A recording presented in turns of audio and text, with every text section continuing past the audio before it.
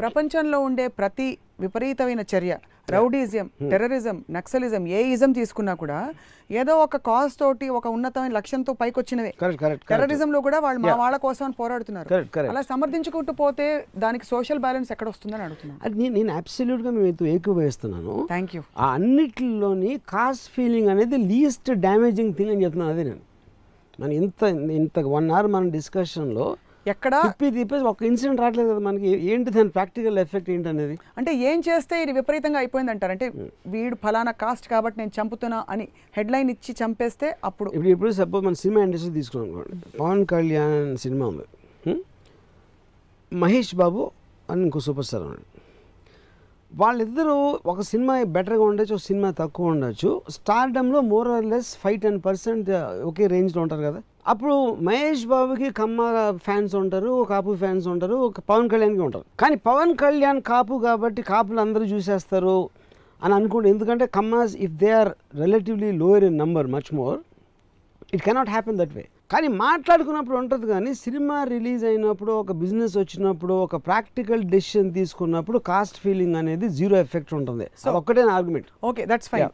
మాట్లాడుకునేటప్పుడు కూడా ఎందుకు మాట్లాడుకుంటారంటారు? If it is irrelevant practical, అది హ్యూమన్. అంటే ఇప్పుడు అది అని నేను అనుకోకపోతే నా ఫ్రెండ్స్, నా గ్రూపు, నేను రాత్రి అయితే నేను ఎవరో గ్రూప్తో కూర్చుంటా, లేకపోతే నేను ఎవరో నాకు తెలిసిన ఒక చోటకి వెళ్తాను. నా రాజు ఫ్రెండ్స్తో కూర్చుంటున్నా అంటారు కదా, ఇది నా రాజు ఫ్రెండ్స్తో కూర్చుంటున్నా. కానీ అయితే ఏమవుతుందంటున్నా, అది నా పర్సనల్ చాయిస్. అది నేను నా లైఫ్ ఎలా గడపాలనుకుంటున్నాను, నేను ఫీల్ అయ్యింది, అది నా పర్సనల్ చాయిస్. మీరెవరు చెప్పడానికి కదా. నా ఫ్రెండ్స్తో కాదు, నువ్వు శత్రులతో కూర్చోవచ్చు కదా. ఫ్రెండ్స్ అంత అంటే ఫ్రెండ్స్ కూడా ఒక వర్డే కదా, కాస్ట్ లాగా. నా ఫ్రెండ్స్ అనేది కూడా ఒక వర్డే. నేను ఒక గ్రూప్ని నా ఫ్రెండ్స్ కింద నేను అనుకుంటున్నాను. ఆ గ్రూప్ని ఏ విధంగా నేను నా ఫ్రెండ్స్ అని నేను ఫిక్స్ అవుతున్నాను అనే దానికి నా కారణాలు అంటే మీ parameters can be anything. Anything. It could be money, it could be ఆడేదో నన్ను బాగా నవ్విస్తాడు, it could be something else, it could be whatever. లేకపోతే నాకు అంతకుముందు నాకు ఎక్స్పీరియన్స్ అవ్వచ్చు. లేకపోతే ఒక పర్టికులర్ గ్రూపు, ఇప్పుడు మేము విజయవాడ వెళ్ళినప్పుడు, విజయవాడ నేను చదువుకున్నప్పుడు హైదరాబాద్ అందరం కలిసి ఉండేవాళ్ళం. ఎందుకంటే we just feel a sense of identity. మనం అందరం అక్కడి నుంచి వచ్చాం కాబట్టి మేము అందరం గ్రూప్ అయ్యేవాళ్ళం.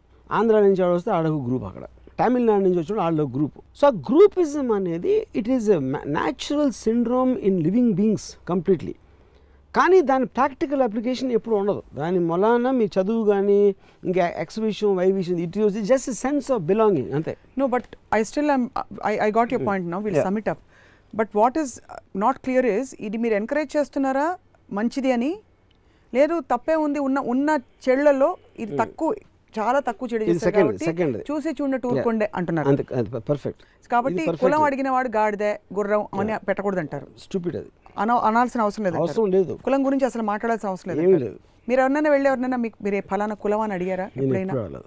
ఎందుకంటే నాకు అసలు నాన్ ఇష్యూ అది. I only interested in intelligence, I only interested in నాకు ఎంత వాడు తోడ్పడతాడు, లేకపోతే నాకు వాడితో ఏం అవసరం ఉంది అలాంటివి నేను చూస్తాను. కానీ ఆడ కులం ఏంటి, మతం ఏంటి అలాంటివి నేను చూడను. అసలు నాకేంటి వాడి నుంచి వచ్చేది, ఇంకే బయాస్లు లేవు, ఏం లేదు. ఏ రంగైనా పర్లేదు, ఏ కులం ఏమైనా పర్లేదు. అంటే నాకు చూడటానికి ఒక పక్క అంటే ఒక ఇద్దరు అమ్మాయిలు ఉండి ఒక అమ్మాయి ఇంకో అమ్మాయి కన్నా బాగుంటే అదే కదా, అప్పుడే నా అవసరం చెప్పింది. ఇద్దరు ఒకే మోతాదులో అందంగా ఉండి ఒక అమ్మాయి రాజుల అమ్మాయి అయితే ఇంకో అమ్మాయి వేరే కులం అయితే మీకు ఆటోమేటిక్గా ఉన్న పార్షియాలిటీ వస్తుందా? ఇద్దరు ఒకే అందం ఉంటే రాజుల అమ్మాయి అంటే మీరు న్యాచురల్ సెన్స్ ఆఫ్ బిలాంగింగ్. అది ఐ ఫీల్ మోర్ కంఫర్టబుల్. మీకు కూడా ఉందన్నమాట 100%. కాస్ట్ ఫీలింగ్ అనేది చాలా ఆరోగ్యకరం. ఇన్ఫ్యాక్ట్ కాస్ట్ ఫీలింగ్ని ఎంకరేజ్ చేయాలి. థ్యాంక్స్. మీ భాషలో చెప్తున్నాం. దేవుడికి ఏ కులం ఉంది, కులం ఏమన్నా ఉందంటారా? దేవుడికి కులం అంటే దేవుడు అనేది మనం డెఫినేషన్ తీసుకున్నప్పుడే తనే అంతా సృష్టిస్తాడు కాబట్టి వాళ్ళ కులం అనేది అసలు అవసరమే లేదు. కులం అనేది విభజించడానికి ఒక గ్రూప్, ఒక ఇలాంటి పని చేస్తాడు, క్షత్రియుడు అది చేస్తాడు, బ్రాహ్మణులు చాలా ఫార్మ్స్ ఉన్నాయి దేవుళ్ళకి. వాళ్ళందరూ యూజ్లెస్ దేవుళ్ళు, వాళ్ళకి ఎవరు పూజించరు కదా. మన మెయిన్ దేవుళ్ళు ఎవరైతే ఉన్నారో, మెయిన్ దేవుళ్ళు ఎవరు అంటే క్రియేట్ చేసేవాళ్ళు, బ్రహ్మ, విష్ణు, మహేశ్వరుడు, ఇట్లాంటి 3-4 దేవుళ్ళు ఎవరైతే ఉన్నారో వాళ్ళే క్రియేట్ చేశారు. మీరు సబ్ కేటగిరీస్ వాళ్ళ సెక్రటరీలు వాళ్ళ పక్కన పనిచేసే ఒక అలాంటి వాళ్ళు డోంట్ మేక్ ఎ డిఫరెన్స్. కాదు, వాళ్ళలో కూడా inter caste inter religious marriages మీకు తెలుసు కదా. వెంకటేశ్వర స్వామి బీబీ నాంచారమ్మ పెళ్లి తెలుసా మీకు? బీబీ నాంచారమ్మ నేను ఎప్పుడు చూడాల. వన్ ఆఫ్ హిస్ అవతారస్ వెంకటేశ్వర స్వామి లంపలు వేసుకుని మాట్లాడుతున్నాం మనం. మీరు కూడా వేసేసుకుంటారు. నాకు పద్మావతి లక్ష్మి గారే తెలుసు, మిగతా నాకు వివి నాంచారమ్మ ఒక అవతారం నాకు పేరే నచ్చలే. ఫస్ట్ వివి నాంచారమ్మ అనే అమ్మాయి నేను ఎప్పుడు పెళ్లి చేసుకోను. అందంగా ఉన్నా కూడా శ్రీదేవిలో నో వే.